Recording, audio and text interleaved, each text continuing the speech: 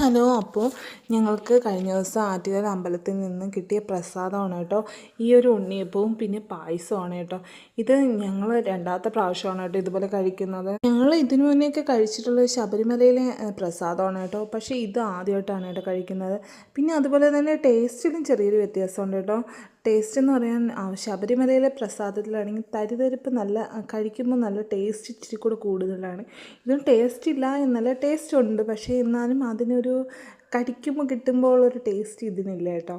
പണ്ടൊക്കെ സ്കൂളിൽ പഠിക്കുമ്പോഴാണ് ഈ പ്രസാദമൊക്കെ കിട്ടുന്നത്, ഒരു സ്പൂൺ അല്ലാതെ കൂടുതൽ കിട്ടാറില്ല കേട്ടോ. അപ്പോൾ കൊതി തോന്നാറുണ്ട് കേട്ടോ. ഇപ്പോൾ എപ്പോഴാണെന്ന് വെച്ചാലും കിട്ടും കേട്ടോ ഇതൊക്കെ. ഇതുപോലത്തെ പ്രസാദമൊക്കെ എനിക്ക് ഒരുപാട് ഇഷ്ടമാണ്. അതേപോലത്തെ ഉണ്ണിയപ്പമാണ് കേട്ടോ ഇത്. ഈ ഉണ്ണിയപ്പം അത്ര കടുപ്പമുള്ളതല്ല കേട്ടോ. മറ്റേ ആ ശബരിമലയിലത്തേതാണെങ്കിൽ നല്ല കട്ടിയുള്ളതാണ്. ഇതൊരു സോഫ്റ്റ്നെസ് കൂടിയതാണ് കേട്ടോ. നല്ല കഴിക്കാനായിട്ട് നല്ല ടേസ്റ്റ് ഉണ്ട്. Okay, by.